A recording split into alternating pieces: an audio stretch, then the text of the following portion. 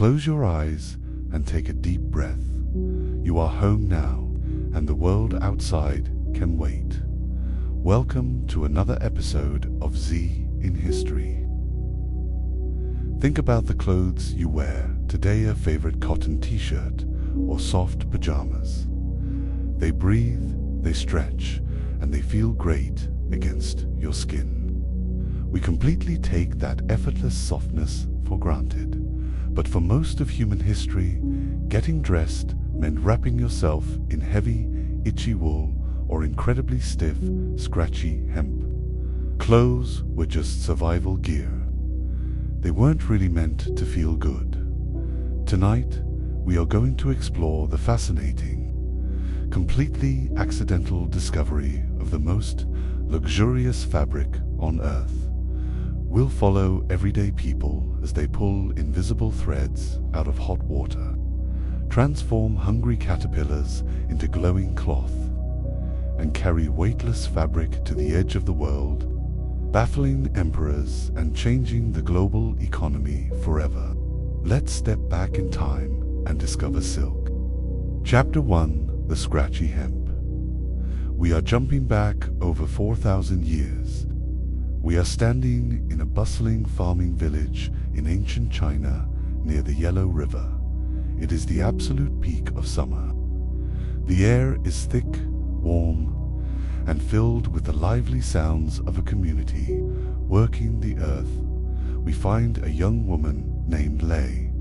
She is working in the bright, sunlit fields alongside her older sister May. They are working hard, pulling weeds and harvesting crops. But they are in good spirits, chatting and laughing to pass the time. There is just one major annoyance in their day. It is what they are wearing. In this era, there is no soft cotton or smooth linen. Lei and her sister are wearing tunics made of raw, woven hemp. Hemp is an incredibly tough, durable plant fiber. It makes absolutely fantastic, unbreakable rope, but it makes stiff, unforgiving clothing. The heavy fabric doesn't breathe well in the summer air, and it is aggressively scratchy.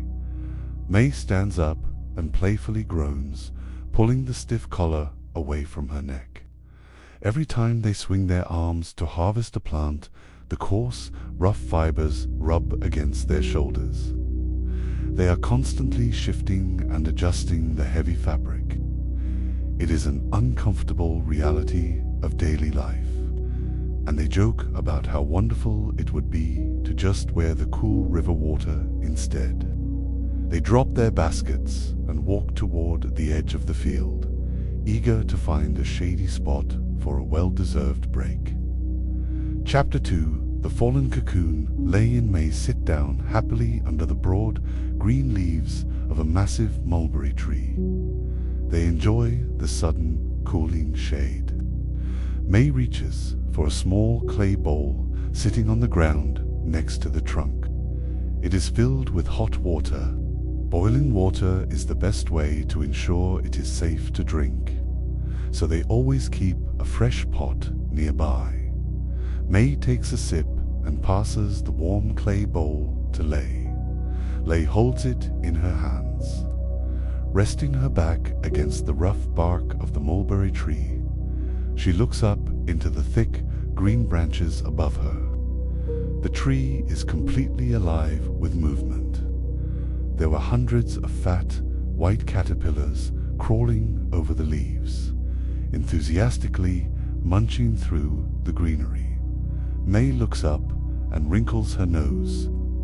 They both find the caterpillars a bit of a nuisance. They eat the shade leaves, and they leave behind these hard, funny-looking, thumb-sized white lumps stuck to the branches. Cocoons. The entire tree is decorated with them. Suddenly, a playful gust of warm summer wind shakes the branches above them. One of the hard, white cocoons snaps off its branch. It falls straight down and lands with a funny, heavy plop right into Lei's bowl of hot water. May laughs and tells Lei to just dump the water out in the dirt. But Lei is curious. Instead of throwing it away, she reaches her hand into the hot water to fish the little white lump out. She pinches the cocoon between her fingers. She stops in surprise. The cocoon isn't a hard shell anymore. The hot water has completely melted the sticky natural glue, holding the insect's cocoon together. Instead of a solid lump, her fingers sink into a soft, mushy, fascinating little cloud. As she pulls her hand away, she feels something catch lightly on her fingernail. Chapter 3: The Endless Thread. Lei stares down at her hand in wonder. Attached to her fingernail is a single, microscopic thread. It is so remarkably thin that it catches the sunlight and almost seems to glow. May leans in close, her eyes going wide. Intrigued, Lei pinches the tiny, glowing thread with her other hand and actively pulls it. It doesn't snap. She pulls her hand further back. The thread just keeps coming. Lei stands up, holding the tiny strand, and begins to carefully walk backward away from the bowl, a massive smile spreading across her face. The microscopic string just keeps magically unspooling from the melted cocoon in the hot water. She takes 10 steps, 20 steps. May stands up and claps her hands in sheer amazement. The single thread seems to be impossibly long. Lei stops and rubs the invisible string between her fingers. It doesn't feel like the rough, splintering fibers of their hemp tunics. It is impossibly smooth. It feels exactly like the cool river water they were just joking about. She hands the string to May. May wraps it around her hands and pulls hard, expecting the delicate thing to snap instantly. It refuses to break. It is incredibly strong, yet it weighs absolutely nothing. Lei looks back at the mulberry tree, which is covered in thousands of the little white lumps. She actively realizes they have just stumbled upon a massive, untapped treasure. If they can figure out how to unwind them, they can weave a fabric smoother than anything the world has ever seen. Lei grabs the bowl, May grabs the baskets, and they run back to their village, laughing and completely thrilled by their discovery. Chapter 4: The Hungry Worms. Let's jump forward a few hundred years. The secret of the unwinding thread has transformed ancient China, turning into a highly respected and bustling industry. Producing this magic fabric is a lively, fast-paced family operation. We find a skilled farmer named Wei. He is energetic, moving quickly through a massive, airy wooden barn. He is actively teaching his young, enthusiastic son, Chen, the incredible family trade. Wei doesn't grow wheat or rice. He is a master silk farmer, and his days are driven by the massive, insatiable appetite of his microscopic livestock. The barn is full of life. The noise inside is absolutely fascinating. Chen giggles and covers his ears. It sounds exactly like a heavy rainstorm hitting a tin roof, but it is completely sunny outside. The noise is the physical sound of millions of silkworms enthusiastically chewing on leaves all at the same time. These worms are highly prized, and they get the royal treatment. They will only eat the freshest mulberry leaves. Wei and Chen spend their mornings out in the bright orchards. Young Chen scrambles quickly up into the high branches like a monkey, happily throwing handfuls of green leaves down to his father. They haul baskets of leaves into the barn, spreading a fresh, green buffet onto the wooden trays. It is a lot of active physical work, but they take immense pride in it. They are the caretakers of a national secret. They keep the barn perfectly warm and perfectly quiet, tending to the worms with intense care. They are actively managing nature, preparing the bugs to spin their magical, valuable threads. Chapter 5: Boiling the Harvest. Finally, the deafening sound of chewing stops. The worms are full, and they begin the incredible process of spinning their bright white cocoons. Chen cheers, excited to see the trays fill up with the snowy little lumps. Now, the most active and transformative part of the process begins. If they leave the cocoons on the trays, the moths will eventually hatch, chopping the endless silk thread into broken pieces. Wei and Chen have to act fast to preserve the beautiful, continuous strings. They joyfully gather baskets full of the pristine white cocoons. They haul them out into the bright, sunny courtyard, where massive vats of water are already bubbling over crackling fires. The courtyard is full of energy and thick, warm steam. Wei stands over the roaring fire, rolling up his sleeves. He uses a long, smooth wooden stick to actively stir the cocoons into the hot water. It is a fascinating, alchemical process. The hot water works its magic, actively dissolving the tough, sticky glue that holds the cocoons together. Wei expertly manages the fire, constantly stirring the water, watching the hard little lumps soften and bloom into floating clouds of fiber. Chen watches closely, amazed at how his father confidently controls the heat and the water, transforming the harvest into something entirely new. Chapter 6: The Invisible Knot. Wei pulls the stick out of the hot water. He calls Chen over to the vat, smiling. It is time for the most delicate, highly skilled physical challenge of the entire process. The cocoons are soft. The glue has melted perfectly. Now, they have to physically find the invisible end of the thread. Wei reaches his hands quickly into the warm water. He grabs a handful of the mushy cocoons and lifts them up into the sunlight. He stares intensely at the dripping mass, searching for a thread that is thinner than a human hair. He uses a tiny, specialized bamboo brush to lightly tap the surface of the cocoons, showing Chen the exact technique to catch the loose ends. Finally, Wei spots it, a microscopic, glowing glimmer in the steam. He pinches it gently between his fingers. He explains to his son that it requires perfect physical harmony. Pull too hard and it snaps. Pull too lightly and it tangles. You have to feel the tension. He carefully guides the invisible thread away from the cocoon and wraps it around a beautifully carved wooden spinning wheel.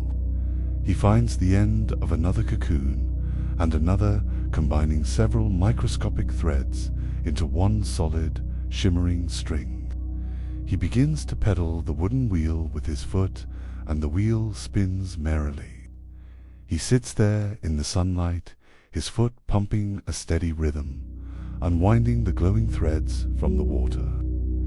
It is a beautiful, deeply satisfying rhythm. He is actively spinning pure wealth out of hot water, creating a masterpiece. Chapter 7: The Freezing Wall. We move forward in time again, traveling thousands of miles to the snowy northern border of the Han Dynasty. The secret of silk is highly guarded, and the fabric has become so incredibly valuable that it has taken on a whole new, unexpected life. We find a young, energetic soldier named Jian. He is standing on top of a massive dirt and stone watchtower on the Great Wall of China. Standing next to him is Bo, a tough, good-humored, older veteran who has been guarding this wall for 20 years and knows all the tricks. It is a crisp, snowy winter day. The wind is blowing over the northern steppes. Jaeon is bouncing on his toes to stay warm in his padded hemp armor, blowing into his hands. He is hungry, and his old leather boots have a hole in the toe. They are waiting eagerly for the paymaster. The Empire's supply lines are incredibly long and hauling heavy. Wooden chests full of copper coins thousands of miles across the desert is completely impractical. The heavy carts get stuck, and the coins are a nightmare to transport. Because of this, the soldiers haven't seen a copper coin in months. But Bo is grinning, telling the young soldier not to worry, because today is payday, and the Empire has a brilliant, lightweight solution. Chapter 8, Paid in Fabric. Bo points down at the snowy valley.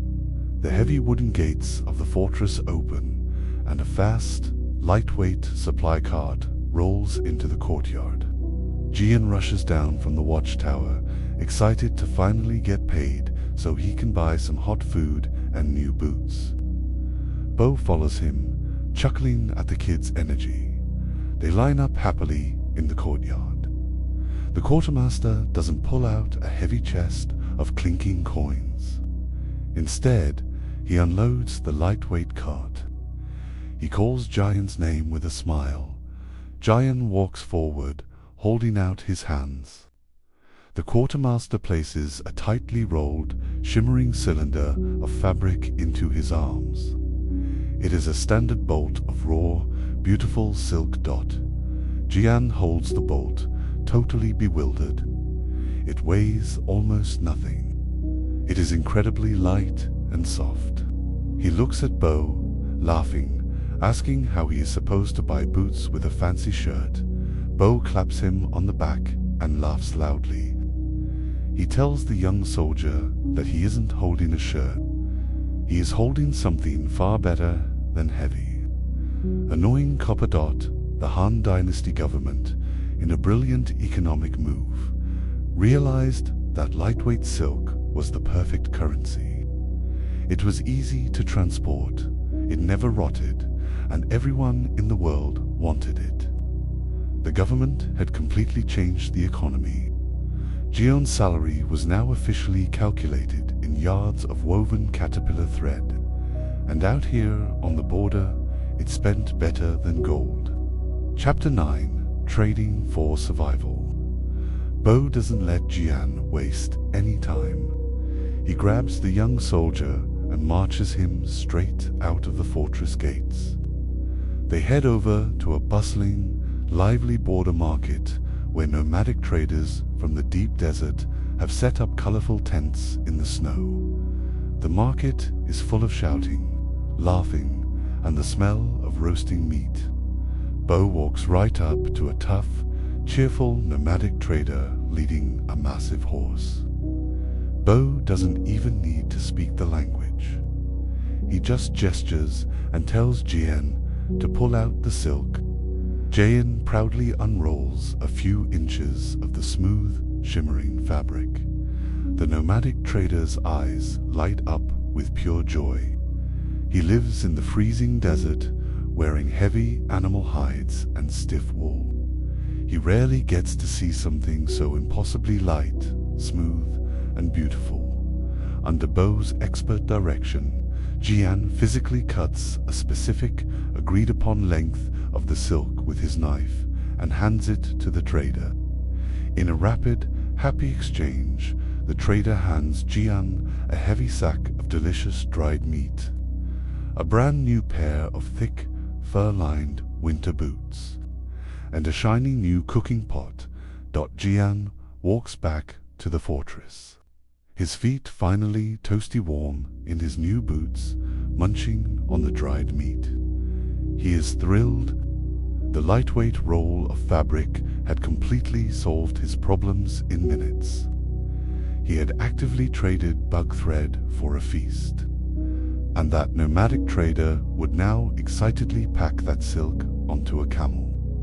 Carrying it further west, continuing a massive, wonderful chain of global trade. Chapter 10: The Heavy Wool of Rome. Thousands of miles away, at the exact end of that incredible trade route, we are in the bustling city of Rome. At the absolute height of the Roman Empire, it is the middle of a gorgeous, sunny Mediterranean summer. The white marble buildings gleam, and the paved stone streets are full of life. We find a wealthy Roman patrician named Cassius. He is a powerful, boisterous senator. But right now, Cassius is pacing around his beautiful villa, fanning himself furiously. Sitting comfortably at a wooden table nearby is his wife. Livia, she is sharply intelligent, calmly reviewing the household accounts, and occasionally looking up to roll her eyes at her dramatic husband. Cassius has access to the best things in Rome, but his clothing options are strictly limited by tradition. He's wearing a massive ceremonial toga. To show his high political status, it is made of yards and yards of finely woven white wool. Livia points out, with a smirk, that wool is fantastic for keeping sheep warm. But it is completely ridiculous for a human to wear in a hot Roman summer. The heavy fabric traps the heat, and the coarse fibers scratch at his neck. Cassius complains loudly, shifting the heavy, suffocating weight on his shoulders, arguing that a Roman senator must look the part. Livia bluntly tells him he just looks red-faced and silly. Cassius desperately wants a solution that lets him look regal without melting in the afternoon sun. Chapter 11: The Smuggled Cloth. Right on cue, there is a polite knock at the door. A smiling foreign merchant enters the sunlit study, carrying a small, beautifully carved wooden box. He has traveled the famous trade routes from the east and knows exactly what wealthy Romans want. He places the box on the table right in front of Livia and opens the lid. Cassius leans forward, curious. Inside the box is a folded piece of fabric, dyed a brilliant, vibrant, royal purple.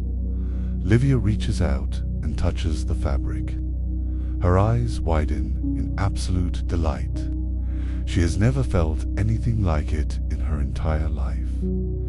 It doesn't have the rough grab of wool, and it isn't stiff like linen. She picks the fabric up with a smile and hands it to Cassius. It pours through his fingers like cool, running water. It weighs absolutely nothing. When he holds it up to the sunlight pouring through the window, it shimmers beautifully. He rubs it against his cheek, and it brings an instant, cooling relief. It is a total revelation. Livia doesn't even bother negotiating. She happily hands the merchant a pouch of gold coins, buying the entire roll on the spot. She turns to Cassius, tells him to take off that ridiculous wool toga, and orders their tailor to immediately sew him a lightweight, flowing summer tunic. Chapter 12: The Mystery of the Trees. The next day, Cassius strides confidently into the Roman Senate wearing the purple silk. He is beaming. The fabric floats around his body as he walks. The warm Roman breeze actually passes right through it, cooling his skin. He feels incredible. He isn't scratching his neck, and he isn't sweating under 10 pounds of heavy wool. He looks incredibly wealthy and perfectly comfortable. The other senators immediately stop their debates and crowd around him in total awe. They reach out to touch the shimmering, weightless fabric, absolutely amazed. They demand to know what this magical material is and where he got it. Cassius laughs proudly and tells them his clever wife bought it from a merchant from the far edge of the world. But he admits, with a shrug, that he has absolutely no idea how it was actually made.